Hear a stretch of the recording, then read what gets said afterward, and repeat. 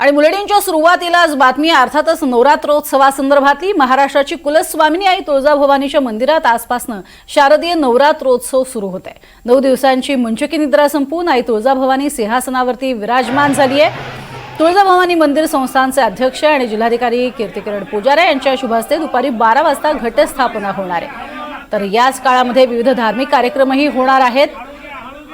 तर याच पार्श्वभूमीवरती प्रशासन सज्ज झालेलं आहे। माहूरची रेणुका माता या मातेचं दर्शन घेण्यासाठी सुद्धा गडावरती भाविकांची मोठ्या प्रमाणात गर्दी होतीये। तर कोल्हापूरमध्ये सुद्धा पहिली तोफ डागली जाईल आणि त्यानंतर अंबाबाई घटस्थापना ही केली जाणार आहे। सप्तशृंगी मातेच्या दर्शनासाठी सुद्धा मोठ्या प्रमाणात भाविकांची गर्दी गडावर होतीये। 24 तास मंदिर खुलं असणार आहे।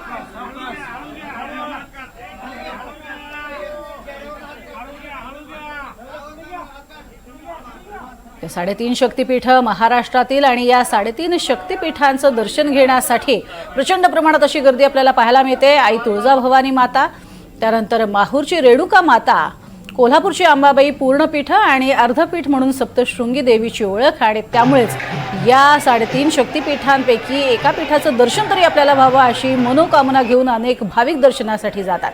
मात्र एनडीटीव्ही मराठीच्या सर्व प्रेक्षकांसाठी आजच्या म्हणजे घटस्थापनेच्या पहिल्याच दिवशी या 3.5 शक्तिपीठातील या महाशक्तींचं दर्शन हे थेट आपल्याला होतंय आणि याच मातांच्या दर्शनासाठी प्रचंड गर्दी होताना पाहायला मिळते।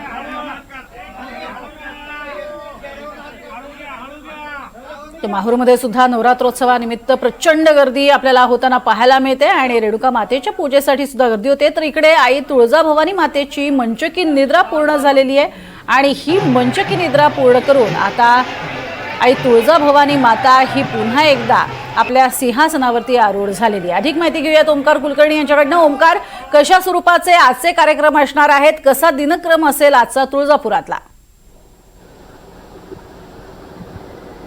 नक्कीच जर पाहिलं तर महाराष्ट्राची कुलस्वामिनी असलेल्या आई तुळजाभवानी देवीच्या मंदिरात शारदीय नवरात्रोत्सवाला जो आहे ते सुरुवात होत आहे। या काळात लाखो भाविक जे आहेत ते तुळजापुरात दाखल होणार आहेत। याच अनुषंगाने प्रशासनाने देखील मोठी तयारी केलेली आहे।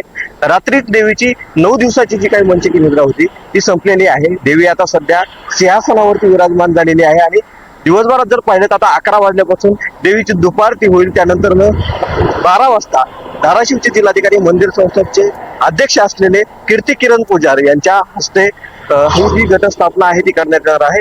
देवीचा जो सिंह गाभारा आहे त्या गाभाऱ्यामध्ये ही घटस्थापना केली जाते आणि संपूर्ण या नवरात्र उत्सवामध्ये जर पाहिलं तर 9 दिवस मोठ्या प्रमाणात धार्मिक आणि सामाजिक कार्यक्रमाचं आयोजन करण्यात आलेलं आहे। याच काळामध्ये देवीला शिवकालीन दागिने जे आहेत ते देखील परिधान केले जातात। त्याचबरोबर अत्यंत महत्वाच्या असणाऱ्या त्या पूजा आहेत, भवानी अलंकार महापूजा असेल, त्याचबरोबर महिषासुरमर्दिनी अलंकार पूजा सारख्या पूजा ज्या आहेत त्या या नवरात्रोत्सव काळात असणार आहेत। एकंदरीतच या संपूर्ण या कालावधीमध्ये तुळजापुरात लाखो भाविक जे आहेत ते दर्शनासाठी येत असतात। त्यांची देखील मोठी तयारी करण्यात आलेली आहे। तब्बल 25,000 भाविक क्षमतेचा एक मंडप जो आहे तो उभारण्यात आलेला आहे। पावसाळ्याचे दिवस आहेत त्यामुळं हा जो मंडप आहे तो देखील मोठ्या प्रमाणात भाविकांसाठी महत्वाचा ठरणार आहे। त्याचबरोबर आरोग्य व्यवस्था असेल, सुरक्षेच्या व्यवस्थेनं देखील मोठी तयारी जी आहे ती तुळजापुरात कुठेतरी करण्यात आलेली पाहायला मिळते। नक्कीच, तुर्तास धन्यवाद या संपूर्ण माहितीसाठी ओमकार।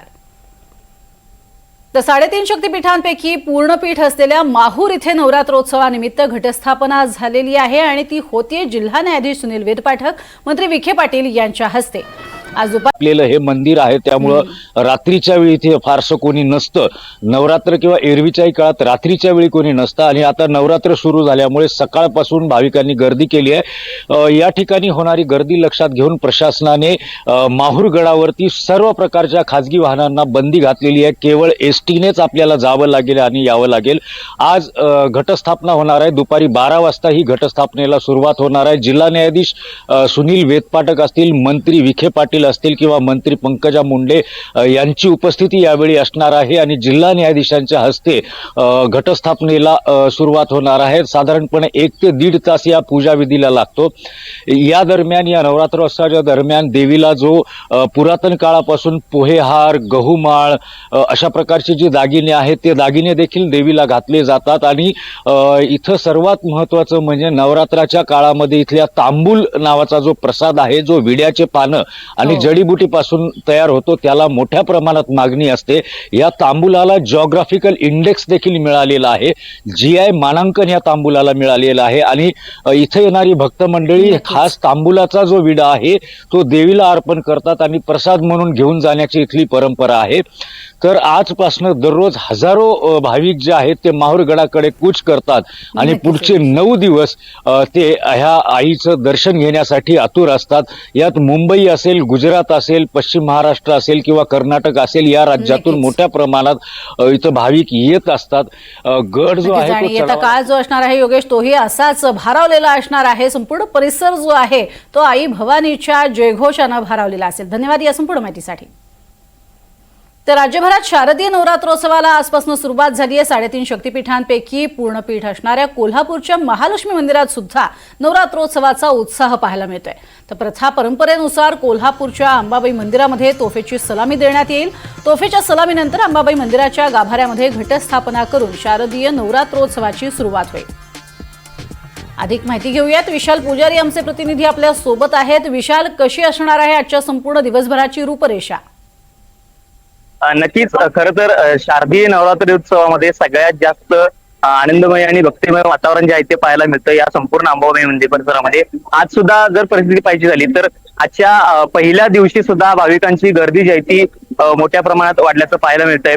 आजचा पहिला दिवस आणि आजच्या पहिल्या दिवशी देवीची पूजा देखील कमलादेवी या रूपामध्ये दुपारी बांधण्यात येईल. त्यामुळे ही पूजा पाहण्यासाठी सुद्धा भाविक जे आहेत ते मोठ्या प्रमाणात गर्दी करत असतात. मात्र सध्या जर पाहिजे झालं तर मी सध्या अंबाबाई मंदिर परिसरामध्ये ही सगळी दृश्य जी आहेत ते आपण पाहतोय.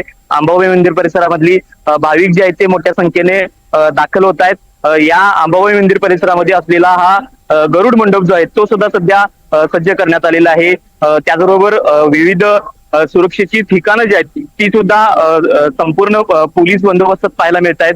यंदाच्या संपूर्ण या उत्सव काळामध्ये सगळ्यात महत्वाचं वैशिष्ट्य म्हणजे जर पाहायचं झालं तर अंबाबाई मंदिर परिसरामध्ये AI तंत्रज्ञान आधारावर संपूर्ण लक्ष जे आहे ते ठेवण्यात येणार आहे. गर्दीवर विशेषतः लक्ष जे आहे ते ठेवण्यात येणार आहे. आणि आता थोड्याच वेळात घटस्थापना जी आहे ती सुद्धा होईल आणि घटस्थापनेनंतर तोफेची सलाम होईल आणि तोफेची सलामी झाल्यानंतर नवरात्र उत्सवाला प्रारंभ जो आहे तो होईल. मात्र संपूर्ण परिसर जर पाहायचा झाला तर आज संपूर्ण भाविकांची जी मांदी आहे ती कुठेतरी पाहायला मिळते. नवरात्र उत्सवाच्या आजच्या पहिल्या दिवशी हा जो संपूर्ण उत्साह आहे तो भक्तांचा पाहायला मिळतोय. संपूर्ण राज्यभरातून अंबाबाई मंदिरामध्ये दर्शनासाठी भाविक जे आहेत ते येत असतात. गरुड मंडप आज आता आपण दृश्य जे आहेत ती पाहतोय. गरुड मंडप जो आहे तो सुद्धा सध्या या भाविकांसाठी सज्ज करण्यात आलेला आहे. कारण गरुड मंडपाचं नूतनीकरणाचं काम जे आहे ते सुरू होतं. मात्र या कालावधीमध्ये गरुड मंडप सज्ज होणार का असा एक प्रश्न होता. मात्र सध्या जर पाहायचं झालं तर फुलांची सजावट करून आकर्षक अशा पद्धतीनं हा जो गरुड मंडप आहे तो सुद्धा सज्ज करण्यात आलेला आहे. संपूर्ण परिसर जर पाहायचा झाला तर भाविकांचा जो ओढा आहे तो पाहायला मिळतोय. आजच्या पहिल्या दिवशी ही सगळी भाविकांची गर्दी आहे. अशाच पद्धतीनं पुढचे जे 9 दिवस आहेत ते 9 दिवस भाविक जे आहेत ते अंबाबाई मंदिर परिसरामध्ये गर्दी असतात. विविध रूपात अंबाबाई देवीची पूजा जी आहे ती बांधली जाते आणि ही पूजा पाहण्यासाठी सुद्धा भाविक जे आहेत ते मोठ्या प्रमाणात गर्दी करत असतात. त्यामुळे संपूर्ण परिसरामध्ये जे आनंदमय आणि भक्तिमयाचं वातावरण जे आहे ते पाहायला मिळते. प्रज्ञा, नक्कीच तुर्तास धन्यवाद या संपूर्ण माहितीसाठी विशाल. त्या 3.5 पीठांपैकी अर्धपीठ असलेल्या नाशिकच्या सप्तशृंग गडावरील शारदीय नवरात्रोत्सवाला उत्साहात प्रारंभ झालेला आहे. सप्तशृंगी निवासिनी ट्रस्टच्या कार्यालयामध्ये श्री भगवतीच्या आभूषणांचं विश्वस्त संस्थेचे अध्यक्ष तथा जिल्हा न्यायाधीश अभय लाहोटी यांच्या हस्ते सपत्नीक पूजन केलं जाणार आहे. आणि त्यानंतर ट्रस्टच्या मुख्य कार्यालयातनं श्री भगवतीच्या आभूषणांची डफ आणि पारंपरिक वाद्यांवरती पहिल्या पायरीपर्यंत सवाद्य मिरवणूक काढली जाईल आणि आभूषणं मंदिरात नेण्यात येतील. प्रधान आणि जिल्हा सत्र न्यायाधीश श्रीचंद जगमलानी यांच्या हस्ते सपत्नीक पूजा होईल. अधिक माहिती घेऊयात. निलेश वाघ आमचे प्रतिनिधी आपल्या सोबत आहेत. निलेश, कसा असणार आहे आजचा दिवसभराचा कार्यक्रम? नक्कीच 3.5 शक्तिपीठापैकी अर्धपीठ असलेल्या नाशिकच्या सप्तशृंगी गडावर शारदीय नवरात्रोत्सवाला आता सुरुवात झाली. आपण जर पाहू शकतो या ठिकाणी आता देवी मंदिर संस्थान कार्यालयाच्या मुख्य कार्यालयामध्ये देवीच्या आभूषणाची पूजा आहे की जिल्हा सत्र न्यायाधीश अभय लाहोटी यांच्या हस्ते सपत्नीची पूजा आहे ती या ठिकाणी सुरू आहे. या ठिकाणी आपण जर बघितलं तर देवीचे जे आभूषण जे आहेत ते या ठिकाणी त्याची पूजा जी आहे ती या ठिकाणी सुरू आहे. देवीचे पायताल असेल, मंगळसूत्र असेल, कंबरपट्टा असेल किंवा जे आभूषण आहे त्याची पूजा जी आहे ती या ठिकाणी सुरू आहे. आणि त्यातून आपण जर पाहिलं तर या ठिकाणी जे तर थोड्याच वेळात जे ती या आभूषणाची मिरवणूक या ठिकाणी काढली जाणार आहे आणि या मिरवणुकी ती पायथ्यापर्यंत काढली जाईल आणि त्यानंतर या नवरात्रोत्सवाची सुरुवात होईल. दुपारी 9 वाजेच्या सुमारास जिल्हा सत्र न्यायाधीश जे आहेत श्रीचंद जगमालानी यांच्या हस्ते या ठिकाणी घटस्थापना होईल आणि 9 दिवस या ठिकाणी धार्मिक कार्यक्रम जे ते या ठिकाणी सुरू राहणार आहे. भाविकांची मोठी गर्दी या निमित्ताने होणार आहे. देवी मंदिर ट्रस्टच्या वतीने आपण जर पाहिलं तर भाविकांना जे ते विविध सोयी सुविधा या ठिकाणी पुरवण्यात आल्या आहे. थंडी ट्रॉली असेल किंवा सगळ्या सुविधा ज्या त्या ठिकाणी देण्यात आल्या आणि साधारण 9 दिवस जे या ठिकाणी विविध धार्मिक कार्यक्रमासोबतच भाविकांना मंदिर जे ते 24 तास या ठिकाणी खुलं आहे आणि 9 दिवस या ठिकाणी उत्साहाचं वातावरण जे ते या ठिकाणी पाहायला मिळणार आहे. नक्कीच आणि 24 तास दर्शन खुलं असेल. तुर्तास धन्यवाद या संपूर्ण माहितीसाठी निलेश.